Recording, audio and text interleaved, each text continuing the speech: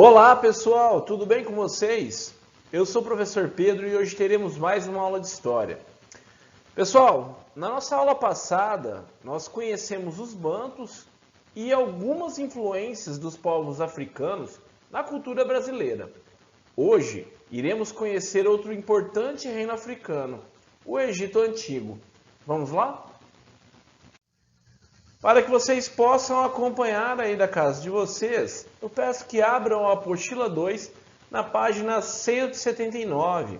Começaremos o módulo 11, o Egito Antigo, uma das grandes experiências urbanas da África. Antes de começarmos o conteúdo, vale a pena nós identificarmos a localização do Egito, e desse reino que nós vamos conversar ao longo das próximas aulas. Se vocês perceberem nesse mapa central que eu trouxe aqui, o mapa mundi, nós temos aqui a localização do Egito em relação ao mundo. Então nós estamos aqui no Brasil, ok? E o Egito está aqui no norte do continente africano. Aqui, esse Egito que eu assinalei primeiramente, é o país atual, ok? Só que nas próximas aulas, nós iremos conhecer o Egito Antigo, tá? Então não corresponde apenas a esse território, é um território mais extenso, é um território ao longo das margens do Rio Nilo, uma civilização que se formou às margens do Rio Nilo. Observe nessa outra imagem aqui, No cantinho aqui temos então, em relação à África, o que era o Antigo Egito, Egito Antigo, e toda essa região, percebam, Cairo, Luxor, Meroé, nós temos cidades importantes que se formaram ao longo do percurso do Rio Nilo, certo? Aqui numa outra imagem vocês podem perceber a extensão desse rio. Então toda essa região era a região do Egito Antigo, ok? Então são vários países que hoje compõem o que era o Antigo Egito, ok? Então é um território muito mais extenso, beleza? Na página 180, vocês vão ter o subtítulo As Origens do Egito, tá?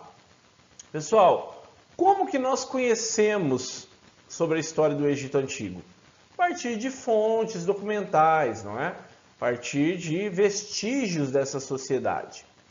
As pesquisas, elas indicam que a sociedade egípcia se originou por volta de 4000 a.C., quando tribos de pastores nômades, que são nômades, que vão de uma região para outra em busca de alimento, deixaram as regiões desérticas do Saara e da Península da Arábia em direção ao Vale do Nilo, do Rio Nilo que nós conversamos agora há pouco.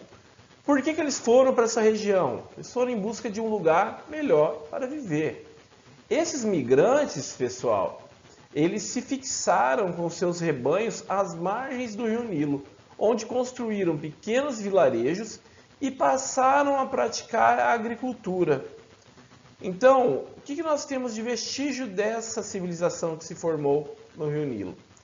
Nós temos múmias, miniaturas de soldados de madeira, pinturas de túmulos, são alguns dos vestígios deixados pelos antigos egípcios que permitem aos estudiosos, estudiosos do passado, pesquisar a história do Egito e nos relatar o que eles encontraram, o que eles puderam reconstruir. Nas imagens que vocês podem ver ao lado, na primeira nós temos o egiptólogo Zahi Hawass, que ele é um grande especialista no assunto, ele junto a uma múmia, uma múmia datada de 2.300 anos, ok? É uma foto de 2005. Abaixo nós temos miniaturas encontradas na tumba do faraó Nefertiti, datadas do período entre 1938 a.C. e 1755 a.C. E por último, nós temos pintura encontrada na tumba do artesão Senedim. Essas pinturas são datadas do século 13 a.C. Então, estas são fontes históricas, nas quais os pesquisadores vão buscar informações para que possamos conhecer melhor sobre as origens e a história do povo egípcio. Mas antes de falar da sociedade, e como se organizava esse Egito Antigo, é importante nós conversarmos sobre o Rio Nilo. Sem o Rio Nilo, nada disso teria acontecido. A sociedade egípcia não teria existido. Bom? Vamos pensar o seguinte, um deserto não parece ser o local mais adequado para garantir comida e conforto, não é? Como então os grupos que deram origem ao Egito puderam sobreviver e se fixar em uma região desértica? Pessoal, os grupos que se fixaram às margens do Rio Nilo perceberam que quase todos os anos, no período que corresponde aos meses de julho a outubro, em nosso calendário, o rio transbordava, inundando suas margens, e de novembro a março voltava ao seu volume natural. Os egípcios, então, aprenderam a conviver com as cheias do rio Nilo e passaram a tirar proveito dessas cheias. Percebam na imagem A, a vazante, período de menor volume de águas, ok? Então, percebam aqui, que nós vamos ter o Rio Nilo na sua normalidade, e ao lado agricultura e nas proximidades as aldeias, certo? Já no B é o período de cheia, quando havia então inundações que já eram esperadas. Essas margens do Rio Nilo, elas ficavam muito propícias para a agricultura, pois elas eram recobertas por uma camada de sedimentos que deixava a terra fértil, o humus. Essa camada dava à terra uma coloração escura. E daí que vem o nome, a palavra Egito, que significa terra negra. Então, em uma parte do ano, eles praticavam a agricultura, quando o Rio Nilo estava na sua normalidade, e na época de cheia, eles praticavam outras atividades, trabalhavam em obras públicas, em grandes construções. Nesse período não tinha como eles praticarem agricultura. Quando o rio retornava, essa região aqui, que eu vou assinalar, na qual ele voltava, recuava, essa parte ficava toda cheia de humus e era uma região fértil. Então, os egípcios puderam se fixar nessa região, uma região que tinha água e terra fértil, em meio a uma grande região desértica. Então, por isso era possível sobreviver ali, porque eles encontraram uma região que era possível adquirir água e alimento, ok? Então, essa é a importância do Rio Nilo. Ainda sobre o Rio Nilo, uma frase famosa do historiador grego Heródoto, que data do século V a.C., ele já disse: o Egito é uma dádiva do Nilo, é um presente do Nilo. O Egito só existiu por causa da existência do Rio Nilo, ok? Vamos falar mais um pouquinho sobre esse rio que era muito importante para essa região. Percebam nessa primeira imagem, pessoal, todas as três imagens são do Rio Nilo. Mas, percebam que acima ele está desaguando então aqui no mar Mediterrâneo, essa região do Mediterrâneo. Então, pouco antes de desaguar no mar Mediterrâneo, o Rio Nilo divide-se em uma série de grandes canais, formando um delta. O que é um delta, pessoal? Nessa imagem do meio dá para perceber melhor o que é um delta. Delta é um terreno inundado em forma de triângulo, geralmente na foz de um rio. Então percebam que o Rio Nilo vai se ramificar antes de desaguar no mar Mediterrâneo, ok? Aqui temos ao lado o Mar Vermelho, certo? Temos as terras férteis próximas ao Rio Nilo. Lembrando, né, vale a pena destacar isso também, pessoal, que o Rio Nilo, ele nasce no centro do território africano, ok? Então, nessa região aqui que é denominada Alto Egito, né, é próximo à nascente do Rio Nilo, ok? Então, nós vamos ter uma definição, nós vamos discutir daqui a pouquinho sobre o Alto e Baixo Egito, mas que vocês já compreendam essas definições. Por que o Alto Egito está, né, ao sul e o Baixo Egito, que é nessa região aqui de cima, ele está na região norte? Vou explicar para vocês. Alto Egito é na região, então, onde o Rio Nilo nasce.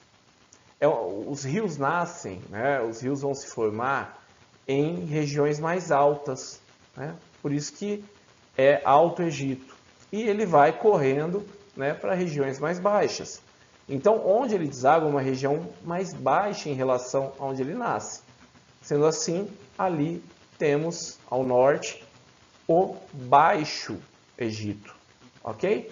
Então, essa é a explicação de Alto e Baixo Egito, ok? Alto, onde nasce, baixo, onde deságua.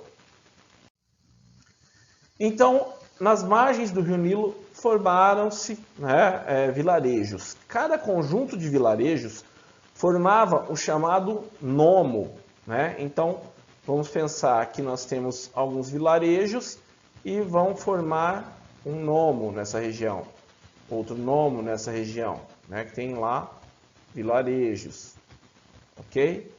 Então, nas margens do Rio Nilo foram formados vários nomos, tá?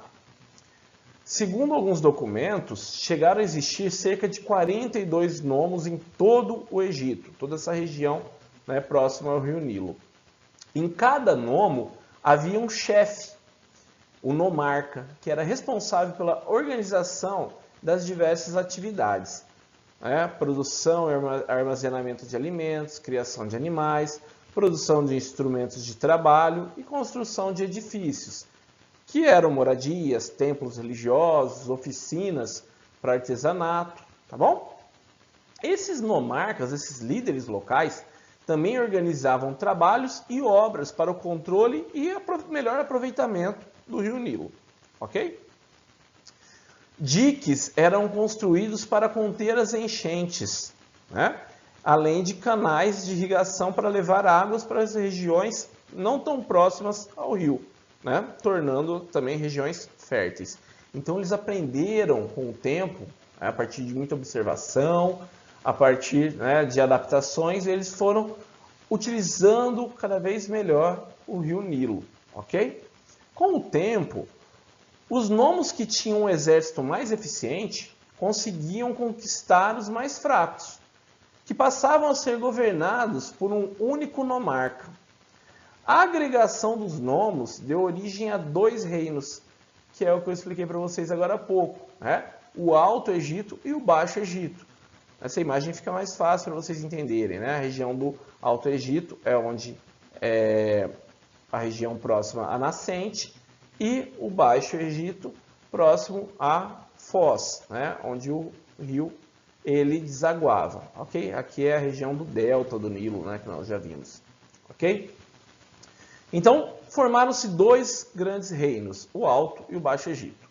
Por volta de 3.200 a.C., o governante do Alto Egito, o Menés, que também era conhecido como Narmer ou Meni, né, conseguiu unir o Alto e o Baixo Egito, uniu as duas coroas, dominou aquela região do Baixo Egito, transformando esses dois reinos em um reino só.